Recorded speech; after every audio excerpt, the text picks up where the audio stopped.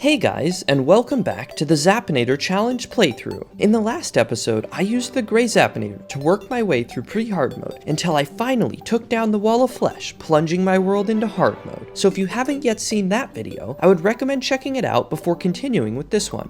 Now that I was in hard mode, my first objective was to once again wait for the traveling merchant until one of them offered me an Orange Zapinator. Once I got my hands on this chaotic weapon, my next goal was upgrading my armor and wings in preparation for my inevitable fight with the mech bosses. When it came to the wings, I decided to go for fairy, as the pixie dust required for crafting them would be easy to farm. Or so I thought. As my first day in hard mode came to a close, a blood moon rose above the horizon, boosting the spawn rates in the hollow biome where I was fighting pixies, making the task quite a bit more challenging. But after the long and deadly night was over, I did manage to get enough materials for my wings. Now, all I needed was a hard mode anvil to craft them. After smashing quite a few demon altars in the corruption, I ventured underground in search for hard mode ores, both to craft the anvil, but also to craft a new set of armor. Now, I contemplated using the meteor armor for longer in the playthrough, because the set bonus it provided was extremely good, but I ended up deciding to upgrade just because the damage and defense bonuses that hard mode armor provided just barely outweighed the meteor armor in my mind. With my mining task complete, I returned to my base and crafted a full set of adamantite armor, making my final upgrade before fighting the mech bosses. So, as night fell on my world again, I grabbed some buff potions and began my first boss fight in hard mode. As Prime approached, I began testing how much damage my lasers would do, formulating a plan in my head for the fight. But I wasn't the only one testing my weapons. Seeing my Zapinator, Prime fired back with his own laser gun. After seeing how hard it was to hit the boss's arms with my projectiles, I decided that it would be in my best interest to ignore them and instead focus solely on his head. This strategy proved to be effective, as Prime's health began to drop lower and lower with every shot from my Zapinator bringing me closer to victory. Not wanting to go down without a fight, the boss tried desperately to reach me, firing bombs and lashing out with his claws. But even with his best efforts, before long, the Zapinator proved itself capable of taking down Prime. Now that I had taken down my first mech boss, I was able to get the steampunker in my world. So, while I waited for the next night, I replaced the floor of my boss arena with asphalt for better mobility. Now that I had upgraded my arena and night had fallen once again, it was time for the destroyer. As the worm approached, I began to chip away at his massive health pool. In response, the boss deployed his defensive probes and fired off a barrage of his lasers. Seeing the destructive power of the boss, I began to prioritize taking out the probes, hoping that the piercing capabilities of my Zapinator would be enough to beat the worm. As the fight continued, my health continued to drop, but so did the destroyers. After narrowly avoiding defeat, dropping down to less than 100 health, I gave everything I had into damaging the worm. So although it was close, I managed to come out victorious once again. Seeing how close I was to losing the fight with the destroyer, I decided to take a trip underground in order to find a couple more heart crystals to top off my maximum health. Feeling more confident now, as darkness covered my world for a third time, I summoned the final mech boss. With the twins' arrival, I began to target Spaz, knowing that if I could separate the two, Retinizer wouldn't stand a chance. Trying my best to avoid the countless projectiles being launched in my direction, I used the power of my Zapinator to continue weakening Spaz. Seeing the power contained within my weapon, Spaz began spinning in a circle, performing his transformation ritual. Now, in his much more dangerous second phase, Spaz used his power to spew cursed flames at me. As I continued to avoid his attacks, Spaz became impatient and lunged in my direction, letting out a frustrated roar. But even with his best efforts, my Orange Zapinator proved to be too powerful for him, and before long, Spaz was defeated. With one less brother to worry about, I turned my attention to Retinizer. Narrowly avoiding his lasers, I continued to fly in a back and forth pattern while slowly weakening the boss. After some time had passed,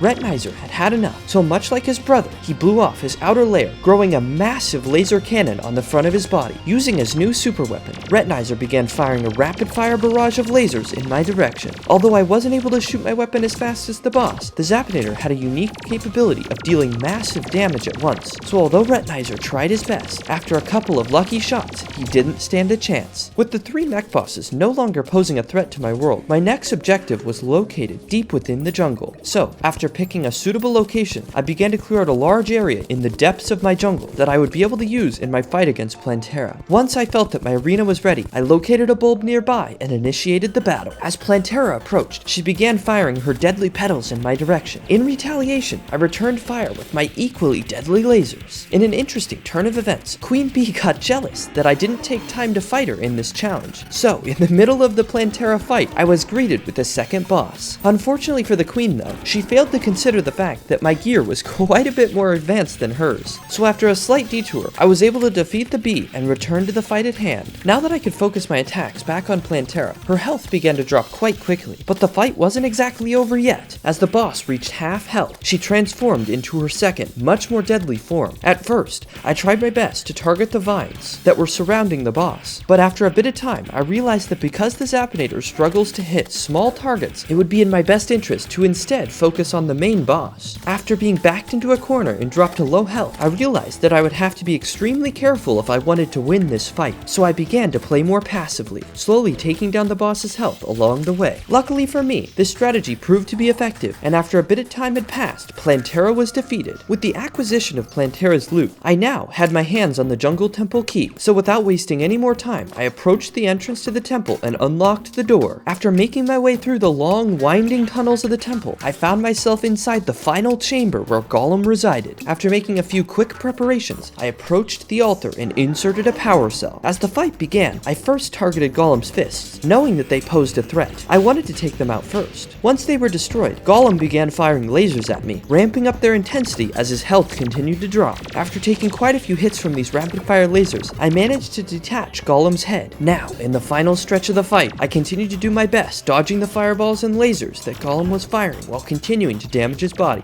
With both of our health dropping to dangerous levels, Golem and I entered a final DPS race to the end of the fight, and right as I thought I might win, Golem struck me down, surviving the fight with only 130 health left. I didn't get discouraged by this defeat, however, so I quickly returned to the chamber and summoned Golem again. This time around, I made sure to pay close attention to the lasers, as to not get hit by as many as possible. However, even with my best efforts, much like last time, I entered the final phase of the boss with a good chunk of my health missing. But I wasn't gonna let that stop me. Nearing the end of the fight, Golem gave everything he had, dropping my health down to dangerous levels once again. But just as things were looking bad, I managed to turn the fight around and finally take down the Guardian of the Temple. Now that I had dealt with both Golem and Plantera, I decided that I should probably upgrade my gear before attempting the lunatic cultist. So first, I ventured to the dungeon to farm for ectoplasm and a tabby. Then I returned to the jungle to mine up some chlorophyte as well as collect life fruit. With these two tasks complete, I combined the chlorophyte and ectoplasm to make myself a set of spectre armor, gaining me access to the extremely powerful bonuses that it provided. Finally, to complete my round of upgrades, I spoke with the steampunker and purchased her wings, providing me with a much needed mobility upgrade. Feeling more confident with all of these new powerful items, I approached the entrance to the dungeon and summoned the lunatic cultist. Unhappy with my presence, the cultist began firing elemental attacks in my direction. In return,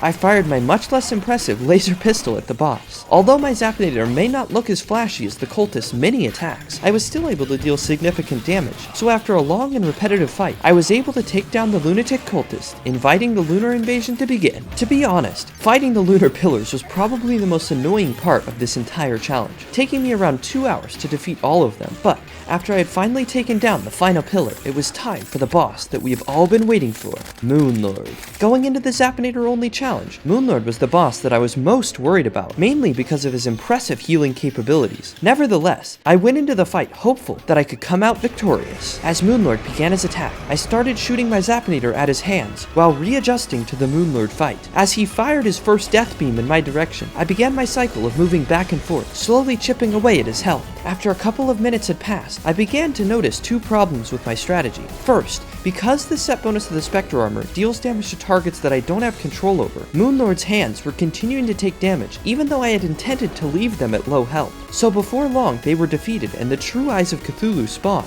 Second, because the fight was taking so long, I had run out of buffs, which drastically lowered my damage and survivability. So unsurprisingly, before long, I was defeated by Moonlord. However, I didn't view this as a bad thing. Now that I had seen the Zapinator in action, I had a feeling that I could probably beat Moonlord. I would just need to make some adjustments to my strategy. For the second attempt, I crafted a Celestial Sigil and grabbed some extra buff potions so that I would be able to reapply them during the fight. Then, I summoned the boss. After waiting a minute, Moonlord arrived and the fight began. This time around, I made sure not to shoot the hands directly, letting my armor's set bonus deal all the damage to them. Using my same attack cycle as last time, I slowly chipped away at the main eye's health, while trying my best to dodge the Moonlord's attacks. After a long and tedious process, I managed to take down the top eye's health quite low, so I began to shoot the hands as well, taking all 3 of them down at roughly the same time. With Moonlord's core now exposed, I was in uncharted territory. At first, I tried to deal damage to the core from a distance in order to better avoid the true eyes of Cthulhu, but I quickly realized that the extreme healing capabilities that the core possessed meant that in order for me to lower his health, I would have to deal constant damage to it. So I began my new attack, staying within the much more dangerous sight range of the core. As my shots continued to slowly lower Moonlord's health, I began to get more and more nervous that I would make a mistake and the fight would end. Just as I had gotten the core down to around 5,000 health, I ran out of platform, and as I turned around, my worst nightmare began to come true. After taking multiple hits from the true eyes of Cthulhu, I was dropped down to only around 100 health. If I was hit again, the whole fight would be over. But just as things were looking dire, my health potion cooldown ended, quite possibly saving me from certain death. Still uncertain who would win the battle, I narrowly avoided more and more attacks while continuing to damage the core, desperately trying to take down the final few hit points. With my mana low and my health dwindling, I fired a final few shots from my Zapinator, finally taking down the core, marking the end of the fight and the challenge. As the credits began to roll, I collected my loot, satisfied that I had finally beat the game only using a Zapinator. If you enjoyed the video, consider subscribing to be notified when I upload more like it in the future. And if you're interested in live gameplay, I have a Twitch channel where I stream 4 times a week. There will be a link in the description if you're interested. But with that out of the way, thank you for watching, and I will see you guys next time.